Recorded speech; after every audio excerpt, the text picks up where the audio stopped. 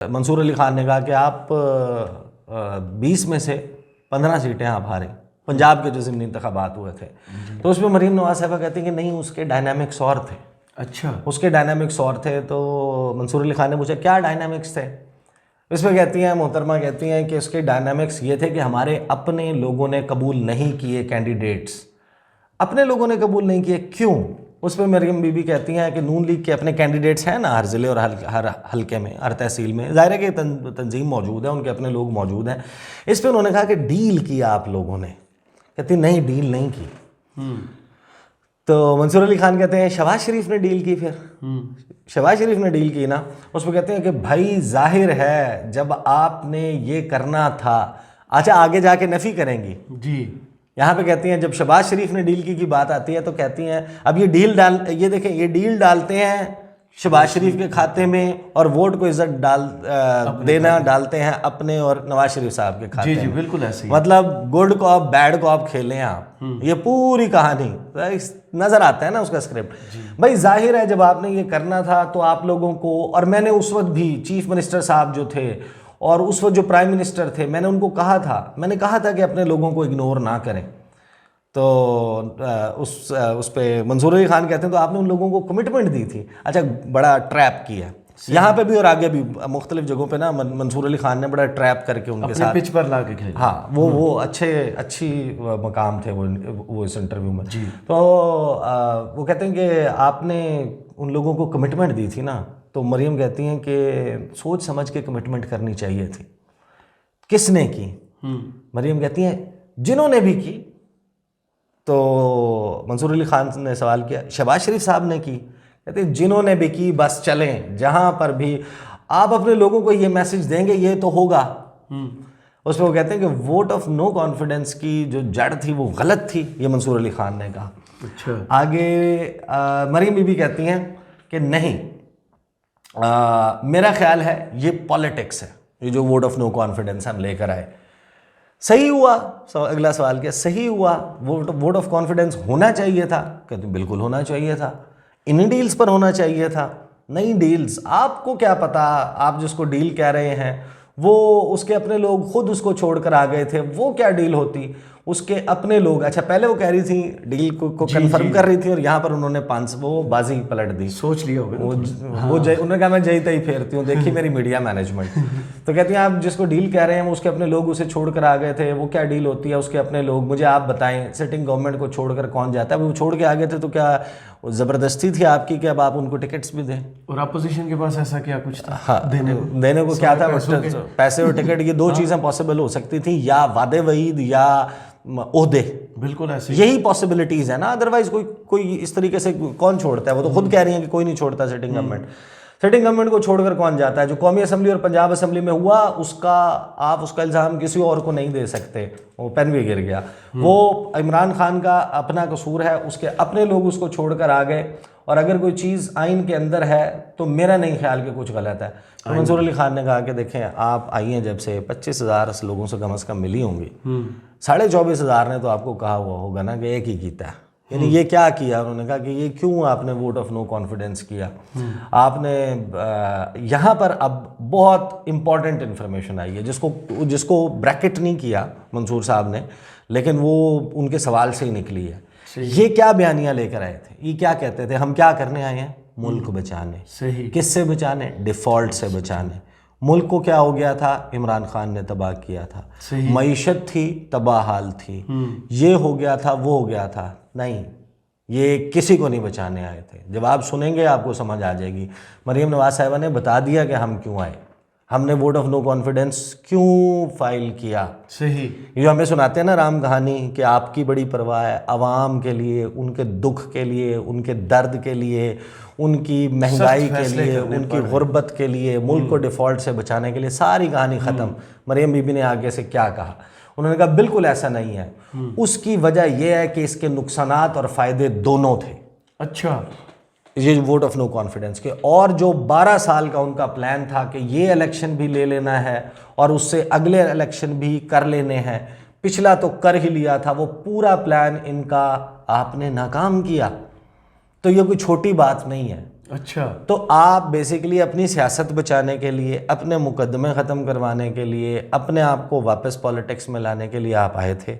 Vote of no confidence इसलिए था, वो मुल्क का डिफ़ॉल्ट की कहानियाँ, किस्से जो आप सुना रहे थे, उनका कोई तस्करा यहाँ नहीं है। मंसूर अली खान ने उनसे कहा कि इसका जो दूसरा फेस है वो ये कि आप लोग जेल नहीं जाना चाहते थे, आपके जिन लोगों पर केसेस थे वो जेल नहीं जाना चाहते थे। इस पर मरियम बीबी कहती है, मंसूर आप ये इल्ज़ाम हम पर नहीं लगा सकते, ये इंतहाई मज़ाक़ खेज़ बात है, क्योंकि आपके सामने जो बैठा है, अपनी बात कर रही थी, वो 2 मरतबा जेल होकर आया, और ये 2-2, 3-3 दिन 24 घंटे की जेल नहीं है। एक मरतबा जेल में फेंक दिया जाता था तो 6 महीने से पहले कोई बाहर नहीं आता था। मैंने 5 महीने एक दफ़ा, 5 महीने दूसरी दफ़ा जेल काटी। हमारी ज़मानत 2-2 घंटे 2-2 दिन में नहीं होती थी, हमारी बेल वाले दिन बेंच टूट जाता था। बहुत सारी बातें उन्होंने जो की हैं वो दुरुस्त, सही, ये तो है ना, ये तो फैक्ट्स है ना, ये सबको मालूम है। उस पर उन्होंने सवाल किया कि ये वही वक्त था ना जब chief of army staff general Qamar Javed Bajwa थे, उसी वक्त हुआ था ना ये सब कुछ। उन्होंने कहा जी ये वही टाइम है। उस पर वो कहते हैं, मंसूर अली खान, तो आप उनका नाम क्यों नहीं लेते?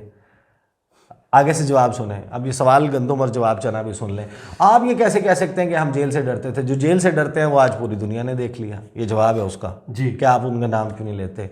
सज़ाएं होने वाली थी, उसने मंसूर अली खान ने कहा सज़ाएं होने वाली थी, केसेस एंड पे लगे हुए थे शहबाज शरीफ साहब के, उसी दौरान हुकूमत ले ली जाती है और बिल्कुल चंद महीनों में शहबाज शरीफ बरी हो जाते हैं। जी, इसमें क्या ये हैरान कर, ये आपको सरप्राइज़ नहीं करती ये चीज़? हैरान नहीं कर देती ये बात कि ये क्या हुआ? कहती हैं देखें, जो गलत और झूठे केसेस होते हैं एक दिन उनको ख़त्म होना होता है। आप मुझे देख लें, 5 साल में मैंने कोई इलेक्शन क्यों नहीं लड़ा? 5 साल इन्होंने एक झूठे केस में मुझे डिस्क्वालीफाई रखा।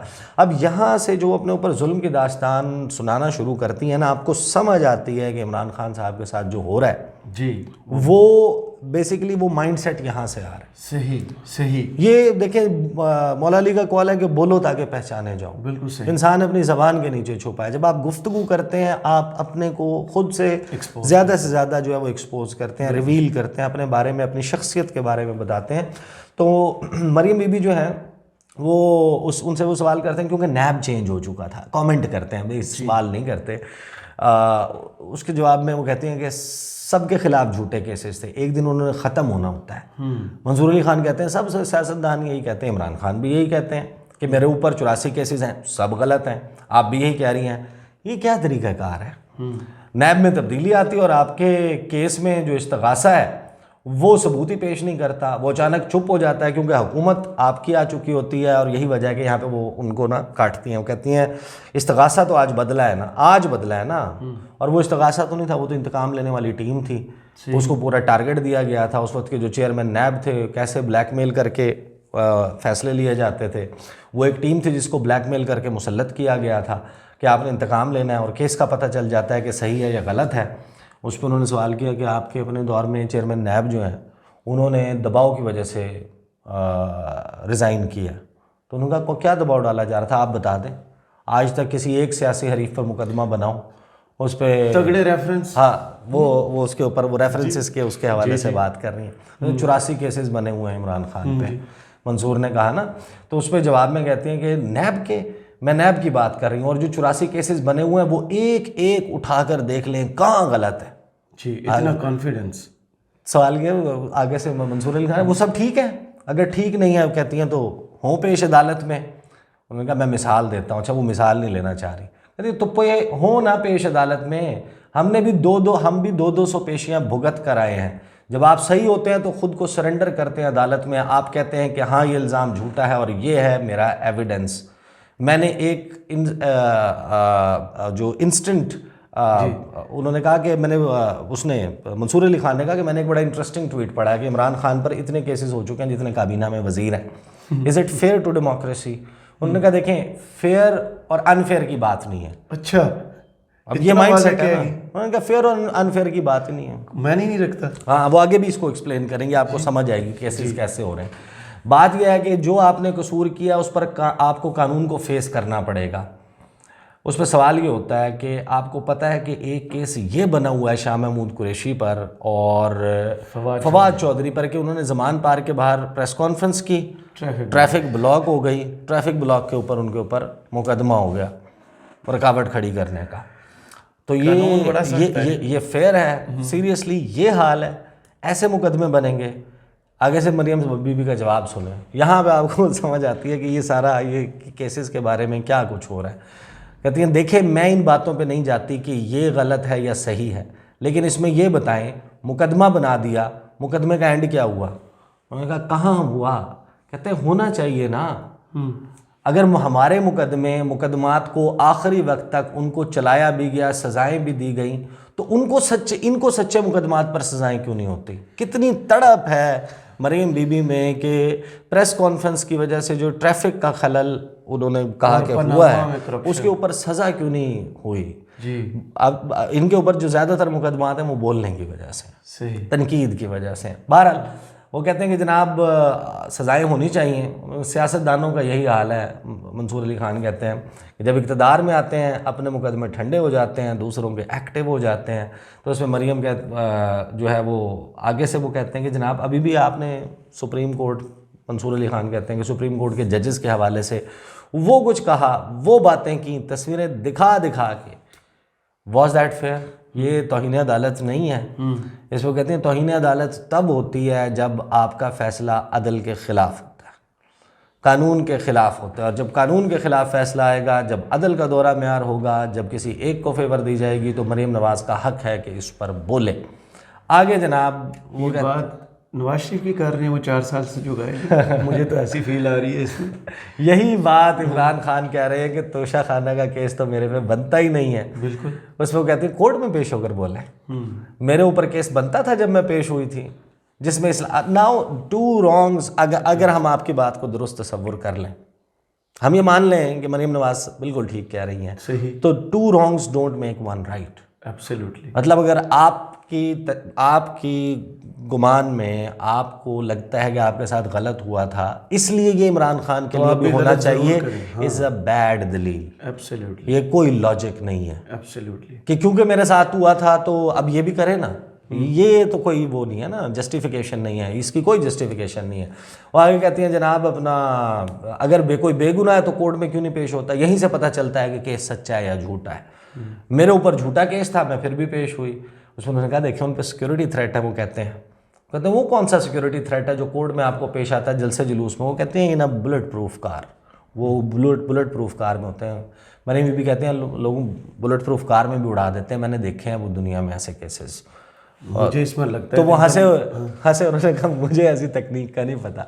मंसूर अली खान कहते नहीं मुझे पता है, और हम इतना उस पर कहते हैं आपको इतना इंतकामी, इतना रिवेंजफुल होने की क्या ज़रूरत है? पाकिस्तान के एक वज़ीर आज़म को मार दिया गया, एक अरेस्ट वारंट के लिए इतना हंगामा कर दिया, ये फेयर है? उस पर वो कहती हैं किसने किया, किसने खाना जंगी का माहौल बनाया? जीबी और केपी के जो पुलिस है, उनकी जो फोर्स है, उसको बुलाकर पंजाब पुलिस पर गोलियां बरसाई गईं, आंसू गैस। फिर वो कहते हैं कि जनाब देखें दहशतगर्द छुपे हुए हैं वहाँ पे ज़मान पार्क में, पानामा बेंच देखें, हमें गॉड फादर और सिसिलियन माफिया कहा गया। ये होता है गॉड फादर और सिसिलियन माफिया। फिर बड़ा ज़बरदस्त सवाल हुआ। ये सवाल जिस दिन ये सारा वाक़या हो रहा था, मैंने बार बार नून लीग के लोगों से ये सवाल पूछा। मैंने कहा ठीक है अभी तो ये हो रहा है सही, लेकिन आज से कुछ अरसे के बाद अगर मॉडल टाउन और जाती उमरा में यही सीन हो तो आपका मौक़िफ़ यही होगा जो आज आपका मौक़िफ़ है? क्या आप यही मौक़िफ़ लेंगे जो आज आप मौक़िफ़ ले रहे हैं? आपने तो डाल दिया ना, आवाम गई भाड़ में। ये लोग लड़ रहे हैं, स्टेट मशीनरी, सरकारी मुलाजिम सारे उसमें इस्तेमाल हो रहे हैं, उनको अपने मकासद के लिए इस्तेमाल कर रहे हैं, आवाम गई भाड़ में। ये सूरत हाल चल रही है इस मुल्क में। वो आगे से कहते हैं देखें मेरे साथ इससे भी बुरा हुआ है, मेरी गाड़ी पे पत्थर फेंक के गए हैं, मतलब आप उसका बदला ले रहे हैं। अब ये कोई जवाब है देने वाला? माशाल्लाह। तो उनसे सवाल हुआ कि आप भी तो वर्कर्स लेकर गई थी। कहते हैं देखें वो तो इजहार यकजहती के लिए आए। तो ये इमरान खान के साथ वर्कर आता है तो दफ़ा 144 की खिलाफ वर्जी पे दहशतगर्दी का पर्चा होता है, नफरत में आते हैं इजहार यकजहती के लिए। तो कहते हैं वो तो इजहार यकजहती के लिए आते थे, लेकिन पहली मरतबा पेट्रोल बम फेंके गए हैं। वो इजहार यकजहती के लिए आने वालों ने नहीं फेंके, अगर फेंके भी हैं वो तो उन्होंने फेंका ना जो वहाँ पे उस वीडियो पे आपको पता है ना? उसके भी जो है वो सूरत हाल आ गई है। पेट्रोल बम फेंके गए, सियासी जमात, ये कलदम तंजीमों का काम है। Now this is getting filthy. अब ये बहुत डर्टी हो रहा Extreme पे काम है। यानी अब क्या बात कर रही हैं वो, ये कह रही हैं कि ये दहशतगर्दों का काम है, ये मलेशिया का काम है, अस्करी तंजीमों का काम है। अब आपको पता चला मैं इसको फितना क्यों कहती हूँ। मरीम नवाज़ साहिबा का जो प्लान नज़र आ रहा है, जो इस गुफ्तगू का वो इजहार कर रही हैं, वो तहरीक इंसाफ को, मतलब आप इतने बड़े सेक्शन ऑफ द सोसाइटी को रेडिकलाइज कर रहे हैं, आप जानबूझ के इस मुल्क में, मतलब आपको एज अ पॉलिटिकल लीडर कभी आप गाली गलोच से निकले हुए अल्फाज पाकिस्तान की अवाम के लिए इस्तेमाल करते हैं। वो पाकिस्तानी अवाम है ना, वो आपके पोटेंशियल कस्टमर्स हैं, उनको अट्रैक्ट करें अपनी तरफ अपने एजेंडे से। अगर वो इमरान खान साहब को पसंद करते हैं, आप उनको गाली देंगे और आप ये करेंगे, या दूसरी तरफ से यहाँ पर किसी को गाली दी जाएगी, बोथ साइड्स ये इसको तो रोकना चाहिए। बहरहाल उन्होंने बड़ी उससे कहा, उन्होंने कहा कि ये जो कहा जा रहा है ना कि स्टेट नरमी से पेश आ रही है, मैं कहूँगी कि अब स्टेट जो है वो जैसे कलदम तंजीमों को, दहशतगर्द तंजीमों को, कलदम जमातों को हैंडल करती है, वैसे हैंडल करे, उनके साथ भी ऐसा ही करे। उसमें कहते हैं बम मार दे। हाँ, उस पर उनसे सवाल हुआ कि क्या पाकिस्तान तहरीक इंसाफ एक कलदम जमात है? कहती है बिल्कुल, पाकिस्तान तहरीक इंसाफ एक दहशतगर्द जमात है। दुनिया टीवी पर देख रही है कि क्या हो रहा है, तो ये तो दहशतगर्द जमात है। ये बाकायदा उन्होंने अल्फाज इस्तेमाल किए। कैन यू रियली सी के मरीम नवाज़ साहिबा जो हैं वो इस सारे मामले को, फिर वो वहाँ से बात मोड़ कर लेके आते हैं। वो कहते हैं कि देखें, पाकिस्तान तहरीक इंसाफ कोई एक दहशतगर्द जमात नहीं है। दुनिया टीवी इसके ऊपर वो नहीं, उन्होंने, मंसूर अली खान ने नहीं ये कहा, ये मरीम बीबी ने कहा कि तहरीक इंसाफ एक दहशतगर्द जमात है। दुनिया टीवी पर देख रही है।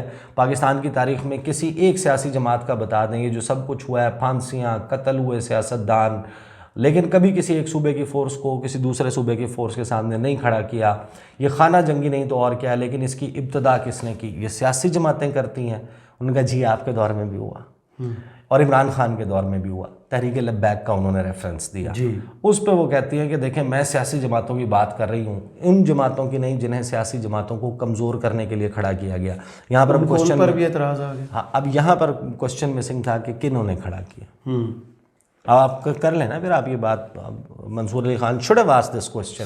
बहरहाल वो नहीं किया। उन्होंने कहा तहरीक लब्बैक की बात कर रही हैं आप।